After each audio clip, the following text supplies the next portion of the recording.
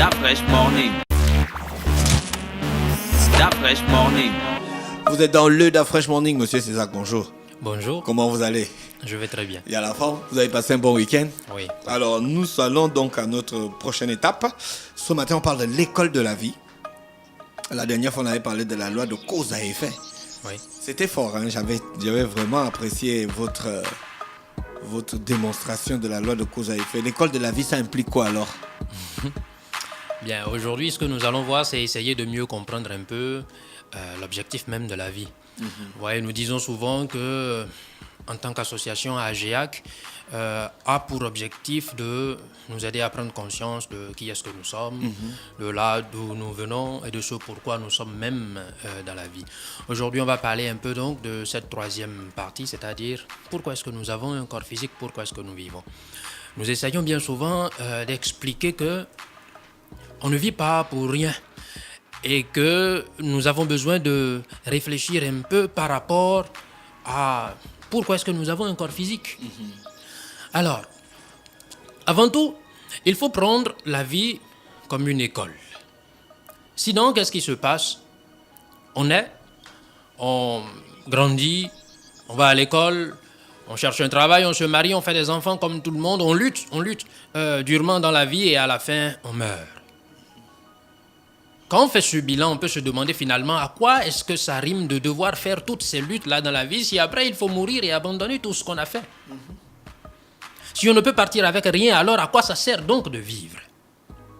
Ça fait partie de questions qu'on se pose lorsque, comme on l'a dit sur l'une de nos interventions ici, lorsque la conscience est active à l'intérieur de nous, ça fait partie de questions qu'on se pose. Alors, la vie est une école parce que la vie a des choses à nous enseigner. Lorsque nous nous levons de notre lit chaque matin, que nous ouvrons nos yeux, que nos pieds tombent à terre, il faut savoir que nous venons de mettre pied une nouvelle fois à l'école et que cette journée se chargera de nous laisser une leçon. Si nous n'en sommes pas conscients, alors nous pourrions recevoir de plein fouet les circonstances défavorables et désagréables que la journée nous présentera. Mais si une personne prend conscience que chaque journée a une leçon à lui apporter et que chaque journée est, on va dire, un enseignement qu'il reçoit de la vie, alors il se prépare bien et attend les choses qui lui arriveront. Quand on dit que la vie est une école, il faut savoir qu'à cause de cela, il y a deux catégories de personnes. Les personnes qui évoluent sur ce que nous allons appeler la ligne horizontale, c'est-à-dire il s'agit de personnes qui mènent leur vie de façon mécanique. Qu'est-ce que ça veut dire? Oui, exactement, on va l'expliquer. C'est le genre de personne, on va dire, la ligne horizontale, ça prend en compte la naissance, grandir, faire des enfants, avoir un travail, essayer de profiter des plaisirs de la vie, subir également les divers désagréments de la vie et finir par mourir. Ça, on appelle ça une vie de type mécanique que tout le monde a. Même un animal, il peut vivre ainsi. De toutes les façons, il vit comme ça. Mais en tant qu'être humain, est-ce qu'on va réduire notre vie à une vie qui ressemblerait à une vie animale? Non. Parce qu'à l'intérieur de nous, il y a quelque chose qui nous différencie de l'animal. Pour faire simple, on dirait que c'est notre centre intellectuel, notre capacité à réfléchir, notre capacité à choisir entre le bien et le mal. Alors, si on ne veut pas, on va dire, réduire sa vie à cette simple chose qui est tout simplement de naître, de grandir, de faire des enfants, d'avoir un travail et puis de mourir, si on veut pouvoir quitter la vie avec quelque chose qu'on a fait, partir avec des choses, parce qu'il est possible, en laissant son corps physique, d'emmener un trésor. Et ce trésor, on le trouve dans la vie. C'est pour ça que la vie a un sens, parce que la vie n'est pas faite seulement pour avoir des enfants, s'il vous plaît. Quel est le sens de la vie, selon vous, selon la GEAC? Oui. La vie a un sens qui est sacré parce que, quand nous arrivons là, chaque situation que nous allons vivre va nous apprendre des choses. Supposons, nous sortons de notre maison, même le simple bonjour que quelqu'un nous dira a déjà une leçon à nous donner. Si quelqu'un nous dit bonjour et que nous, on est dans un état où on ne peut pas recevoir correctement ce bonjour, alors, normalement, on devrait réfléchir et se rendre compte qu'on est dans un état qui est erroné et qui fait que ce qu'on appelle notre conscience va continuer encore à s'endormir et nous empêcher de développer et de décupler les facultés qui sont à l'intérieur de nous. Un être humain, quand il naît avec un certain niveau de conscience. Qu'est-ce que ça veut dire? Il naît avec un certain niveau de possibilités divines à l'intérieur de lui.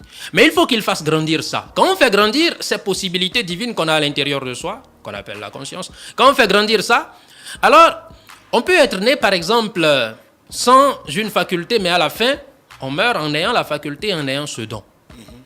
Cela fait que cette personne, et bien sûr, elle aura encore un autre corps physique. C'est cela qui justifie que quelqu'un, il peut naître avec ce qu'on appelle des dons. Hein, il naît avec des facultés, on ne sait pas comment c'est possible, mais lui, quand il lit quelque chose, ça reste comme ça. Quand il ferme ses yeux, il peut se souvenir qu'il a déjà eu un corps physique. Oui. C'est pas tout le monde qui ne sait pas, c'est pas tout le monde qui pense que c'est la première fois qu'il vient dans la vie.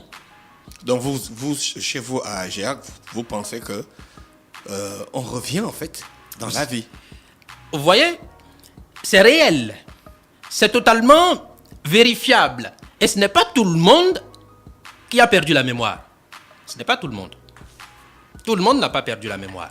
Bien que la majorité ait perdu la mémoire parce que la majorité aujourd'hui a, on va dire, juste 3% de conscience qui ne sont même pas éveillés.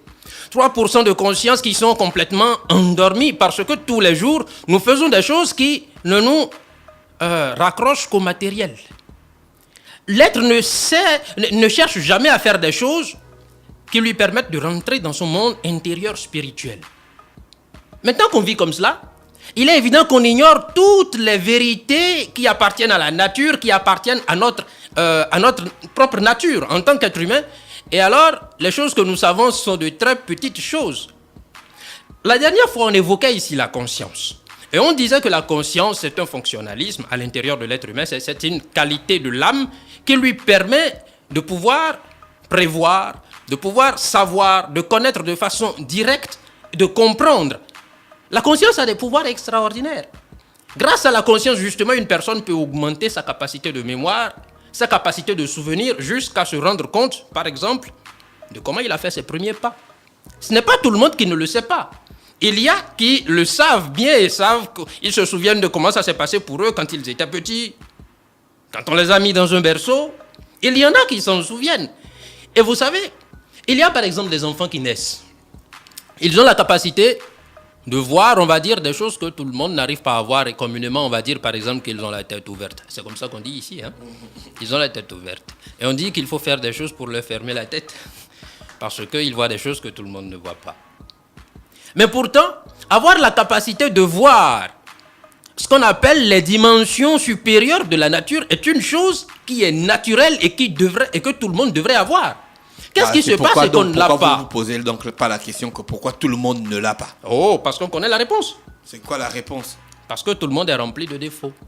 Mais comment on doit faire? Il faut quand même que vous nous appreniez, vous nous donnez une méthodologie pour sortir de ces défauts, pour permettre d'être en contact permanent avec la nature et comprendre que la vie c'est une école et qu'on doit revenir, donc on doit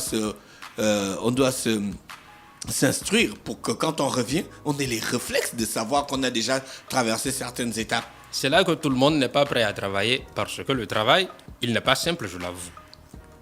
Qu'est-ce que ça veut dire? Vous savez, cette capacité, par exemple, de voir les choses qui appartiennent au monde supérieur, c'est une capacité qui se détruit, par exemple, par la colère. La colère détruit ça. Tout le temps, vous vous mettez en colère, on va dire, bon, c'est pas bien pour la santé. Oui, ça, ce ne sont que des conséquences qui sont matérielles. C'est juste des conséquences physiques, ça, sur votre santé physique. Ça, c'est juste ça. Mais au-delà de ça, d'un point de vue spirituel, ça détruit les facultés et les capacités de la personne. Et la personne, elle ne s'en rend pas compte. Parce qu'autour d'elle, bon, il n'y a personne qui ait ces facultés. Quand vous vivez à côté de quelqu'un qui a ces facultés, alors vous vous rendez compte de combien est-ce que vous êtes faible et que vous êtes ignorant, que vous ne savez absolument rien. Alors, c'est pour ça qu'il faut savoir. Bien sûr, ce n'est pas seulement parce que nous cherchons à avoir les facultés et tout ça que nous allons chercher à éveiller notre conscience. Avant tout, l'éveil de la conscience permet d'avoir, comme on a dit souvent, un bien-être qui est matériel et qui est spirituel également. Alors, bien sûr, on cherche à éveiller sa conscience pour pouvoir arrêter de souffrir mécaniquement. La vie s'offre à nous plutôt comme une école. À chaque fois que quelqu'un va avoir une certaine action face à nous, notre réponse déterminera si nous sommes prêts à grandir ou à nous rapetir. À chaque fois que nous nous laissons tomber dans l'expression d'un défaut de type psychologique, que ce soit la colère, l'orgueil, la peur, la jalousie, le mensonge, toutes les choses-là qu'on connaît et que souvent les églises ils appellent des péchés. À chaque fois que nous faisons ce genre d'erreur, nous nous répétissons. C'est ce qu'on ne comprend pas. Quand une personne se met à travailler sur elle-même, et quelle est la première clé pour travailler sur soi-même? C'est toujours être un rappel de soi, se souvenir qu'il ne faut pas commettre ses erreurs. Celui qui ne s'en souvient pas ne peut pas faire l'effort. Déjà, il faut se souvenir qu'il ne faut pas faire ces erreurs qui est de tomber dans l'expression de ces défauts de type psychologique.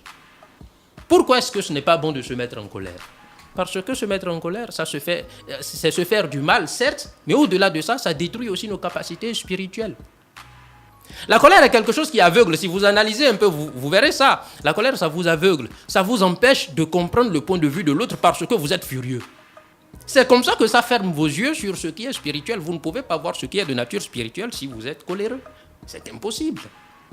L'être humain n'a pas qu'un corps physique. Il a des corps de type supérieur.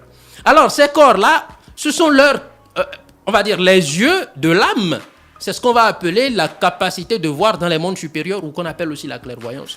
Mais si tout le temps, vous agissez de façon à détruire votre propre âme, comment est-ce que alors les organes de cette âme peuvent fonctionner? Non, ces organes ne peuvent plus fonctionner. Et le résultat, c'est tout simplement qu'on reste là, cloîtré seulement à ce monde physique, ne comprenant que les choses qu'on voit dans le monde physique. Et encore là, il y a beaucoup de choses qui vont se produire dans le monde physique et qu'on ne comprend pas. La vie est une école.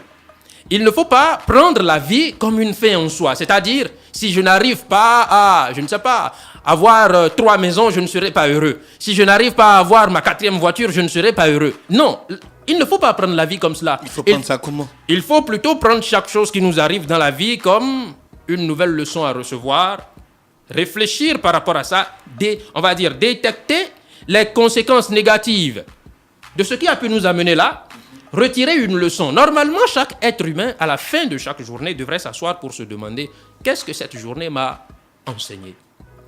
Si vous faites attention, bien souvent dans une journée, il y a toujours certaines formes de choses qui se répètent et qui arrivent à l'être humain. Soit le matin, vous êtes sorti, quelqu'un il vous a insulté, ce n'est pas habituel. À midi, quelqu'un aussi, il vous a encore insulté. Et le soir, quelqu'un il s'est occupé encore de vous insulter. Cette journée voulait vous apprendre qu'il faut apprendre à se taire lorsque quelqu'un il vous insulte, par exemple. Si vous ne prenez pas le temps de vous arrêter, de réfléchir par rapport à ça, de retirer une sagesse de tout ce qui s'est produit pour vous pendant cette journée, alors il est clair qu'à la fin, vous n'avez pas retenu la leçon. Malheureusement, les mêmes douleurs reviendront encore demain. C'est malheureux. C'est pour ça que quand on observe sa vie, bien souvent, les mêmes choses se produisent dans notre vie de façon mécanique. On se fâche toujours avec les mêmes personnes, on rit toujours avec les mêmes personnes, on a toujours les mêmes types d'ennuis avec les mêmes membres de la famille. C'est toujours les mêmes choses qui se produisent pour nous parce qu'on ne veut pas apprendre. Celui qui commence par apprendre de la vie,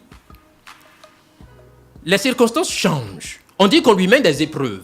C'est quelqu'un qui veut aller à l'école de la vie. Quand quelqu'un commence par faire l'effort de dire, bon, cette journée, je vais bien l'observer pour voir ce que ça a à m'apprendre. Peut-être qu'un enfant va me dire un mot qui est irrespectueux. Je vais voir, mais qu'est-ce que ça a touché en moi? Qu'est-ce que ça a dérangé en moi? On appelle ça le travail sur soi. On retourne vers soi. Comme on a dit, on ne rejette pas la faute sur l'autre. Mais on se regarde pour se dire, mais si cette personne m'a énervé, c'est que moi, je vais mal. Ce n'est pas l'autre le problème.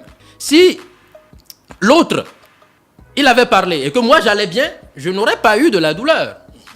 Alors, si moi j'ai eu mal, c'est moi le problème. Alors je dois retourner vers moi-même pour voir comment est-ce que je vais faire pour que prochainement, si une personne me parle encore comme ça, que malgré ça je garde ma paix. Parce que je ne peux pas être une esclave face aux actions des autres. Parce que ça on appelle ça être un esclave. Si quelqu'un dit imbécile, vous êtes fâché. S'il dit vous êtes beau, vous souriez. On appelle ça un esclave. C'est-à-dire, selon la volonté des autres, vous êtes heureux ou pas heureux. On est esclave. Mais on n'est pas fait pour être des esclaves. L'être humain, il est fait pour être libre. Et si on cherche à acquérir cette fameuse liberté, alors il faut retourner sur soi et commencer par réaliser un travail de type intérieur. C'est un travail qui est personnel, ce n'est pas un travail qui est extérieur. Ce n'est pas un travail dans lequel on juge son prochain, c'est un travail dans lequel on se juge. Mais monsieur Césac, les hommes naissent avec les sentiments et les émotions. Oui. Et les sentiments et les émotions ne vivent qu'en rapport avec les autres. Vous savez, ce n'est pas tout à fait ainsi. Une personne peut, imaginons que vous vivez ici au Gabon depuis un moment, ça ne va pas, c'est compliqué, pas de travail, rien, et subitement il y a un neveu ou un oncle qui vit au Canada, qui a appelé et qui a dit que non, il a besoin que vous veniez vivre avec lui et tout ça. Il est prêt, il vous fait tous les papiers, tout le nécessaire. Dans 2 semaines, vous partez pour le Canada. Et alors, vous êtes en train d'aller acheter votre billet d'avion. Vous êtes content. Dans la rue, quelqu'un il se moque de vous en disant « Regarde-moi ça, ce qu'il a porté. » Ça ne va pas trop vous faire mal. Vous allez même vous moquer de lui. De toutes les façons, dans 2 semaines, je suis au Canada. Lui, il est toujours à Libreville. Donc, vous continuez votre chemin. Ce n'est pas sûr que ça vous fasse mal. Mais imaginons autre chose. Vous êtes déjà dans une situation où vous avez faim, vous ne savez pas si vous allez manger le soir, et quelqu'un vous dit « Regardez-moi ce qu'il a porté ».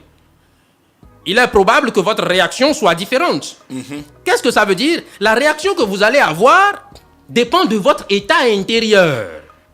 Si vous avez un état intérieur qui est paisible, vous êtes capable de gérer les situations extérieures. Vous n'êtes pas obligé de soumettre vos états intérieurs à la volonté des autres. Tant que vous soumettez vos états intérieurs à la volonté des autres, ça veut dire que vous souffrirez toujours inutilement. Ils vous feront souffrir quand ils veulent.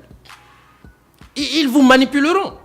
C'est comme un enfant à qui vous commandez d'aller acheter quelque chose. Il s'en va acheter, il revient et il dit « Ah, papa, j'ai perdu la monnaie de 8000 francs. » Automatiquement, vous vous mettez en colère. Et après, quand vous êtes mis en colère, l'enfant il dit « Non, j'étais en train de jouer, il vous donne les 8000 francs. » Vous voyez, l'enfant, il s'est joué de vous. Il s'est joué de vous parce que vous vous êtes mis en colère. Et vous allez encore plus vous mettre en colère parce qu'il s'est joué de vous. Parce que autre chose, autre défaut qui est là et qu'on appelle l'amour propre a été touché. Vous vous dites comment lui, il peut me faire ça. Vous n'arrivez pas à garder votre calme parce que intérieurement, c'est vous qui êtes malade, pas lui qui est le problème. C'est nous-mêmes qui sommes malades. Il faut se rendre compte que d'un point de vue spirituel, nous avons beaucoup de limitations et beaucoup d'ennuis. Et il faut essayer de régler ces ennuis. Si quelqu'un veut régler ses problèmes concernant sa difficulté intérieure, son instabilité intérieure, sa pauvreté intérieure, parce que c'est une pauvreté. Franchement, ne pas être capable de savoir, par exemple, dans l'existence passée, qu'est-ce qu'on a fait, ça relève d'une pauvreté intérieure. Ça veut dire qu'on ne se connaît pas, on ne sait pas qui est-ce qu'on est. On vit, par exemple, avec notre épouse, mais on ne sait pas c'est qui. Vous pensez que vous la connaissez, mais vous connaissez juste un corps physique. Mais qui est à l'intérieur du corps physique là et qui vit avec vous? Quelle est son histoire? Avez-vous déjà été ensemble? Qu'avez-vous partagé ensemble? Pourquoi est-ce que quand vous l'avez vue, vous avez senti quelque chose d'inexplicable en la voyant? Et pourquoi vous n'avez pas ressenti cette chose pour une autre personne qui peut-être était plus belle? Pourquoi? Il y a une raison à ça. Parce qu'il y a une histoire entre les hommes. Alors, quand on ne peut pas savoir tout cela, ça relève donc de notre misère intérieure. Et si on veut résoudre cette misère intérieure, il faut s'en remettre à l'école de la vie, à accepter que la vie nous enseigne. Chaque jour, quand on va se lever, dans nos relations humaines, il faut savoir que chacun produira des actes. Nous aussi, nous produirons des actes qui forcément vont nous donner des leçons, vont nous enseigner. Si on est prêt à recevoir ces leçons, alors on devient un étudiant de la vie. Et ainsi, la vie commence par nous donner des épreuves. Et on dit que celui qui veut parcourir le chemin de la connaissance de soi, il doit vivre à la base 4 épreuves. Tout ça, c'est formalisé. Nous, les êtres humains, on n'en sait absolument rien. On vit là une vie mécanique totalement ignorante des diverses réalités qui existent dans la vie. Tout ce qui nous intéresse, c'est de bien manger, faire la fête, dormir et un jour mourir sans savoir où est-ce qu'on va, ni qu'est-ce qui va se passer. Ça, c'est dommage. Mais néanmoins, on peut savoir quelque chose de ça parce que la vie, c'est l'école. C'est là où nous pouvons apprendre. C'est là où nous pouvons connaître. Si une personne s'engage à travailler sur elle-même, il faut bien sûr des méthodes. Et bien sûr, vous savez... Bah oui, c'est des méthodes là que les gens cherchent. Je suis d'accord. Je suis complètement d'accord. Mais une personne ne peut pas travailler si elle ne sait pas pourquoi elle doit travailler. Bah, elle travaille pour comprendre ce qui va se passer après la vie. Pourquoi est-ce que les gens, ils vont au travail tous les matins, ils se pressent, ils luttent pour avoir le taxi? Parce qu'ils savent qu'ils vont gagner de l'argent. Pourquoi est-ce que quelqu'un va décider de travailler sur lui-même? Il doit savoir d'abord quels sont les problèmes qu'il a. Si la personne ne le sait pas, il ne va pas chercher à travailler. Et si la personne ne sait pas ce qu'il va obtenir en faisant ce travail, qui, je peux vous l'assurer, ce n'est pas le travail le plus facile, ça. C'est un travail de type spirituel. Ce n'est pas un travail de type matériel. C'est un travail sur soi-même. Ce n'est pas un travail face à un autre. Vous savez, corriger un autre, c'est plus facile. Mais se corriger, c'est compliqué. Regardez dans l'œil de l'autre et voir la poutre. Ou la paille, c'est facile. Mais nous, regarder nous-mêmes et voir que chez nous, ça ne va pas, c'est difficile. Et bien sûr, il y a des méthodes, et c'est pour ça que AGEAC existe, pour pouvoir nous orienter, nous enseigner toutes ces choses. Mais on n'a pas le programme de vos séances de travail, de vos séminaires. On n'a pas ces informations-là. Oui. C'est pour ça, déjà, vous voyez Quelles que... sont les activités de la GEAC en ce moment? Oui, c'est pour ça, excusez-moi de dire ça, je vous remercie quand même avec la collaboration qui se réalise actuellement, je vous remercie pour ça, parce que ça nous permet justement de communiquer et de faire tout ça. Et d'expliquer que c'est pas sorcier ce qu'on fait. C'est pas une secte. Non, c'est pas une secte, pas du tout. C'est pas une secte. Il y a des personnes de toute nature qui étudient avec nous, des vieux, des jeunes, des enfants de 10 ans ou de 15 ans, toutes ces personnes étudient avec nous. Alors, nos activités, elles sont des séminaires qu'on donne régulièrement et des conférences qu'on donne à notre siège, ou des fois des séminaires grand public plutôt qui sont donnés en ville. Pour pouvoir participer à nos activités, avant tout, c'est bien d'avoir reçu une conférence introductive, comme un séminaire grand public, comme ce que nous allons faire bientôt, dans moins d'un mois, le 15 décembre, à la Chambre de commerce de Libreville. Le 15 décembre, hein? Oui, le 15 décembre à la Chambre de commerce de Libreville.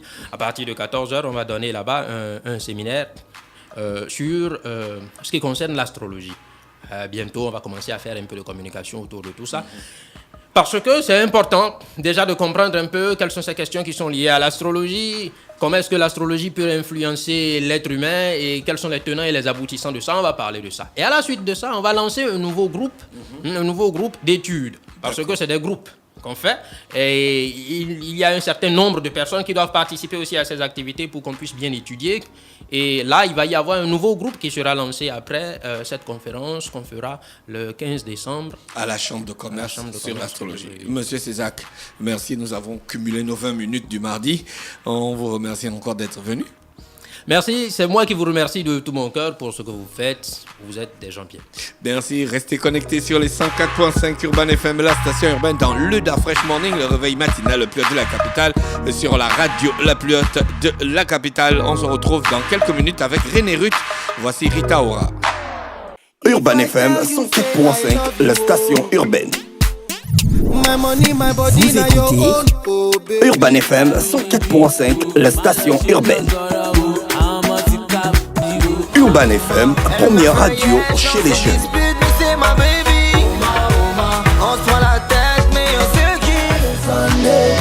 Urban FM, la radio des musiques urbaines.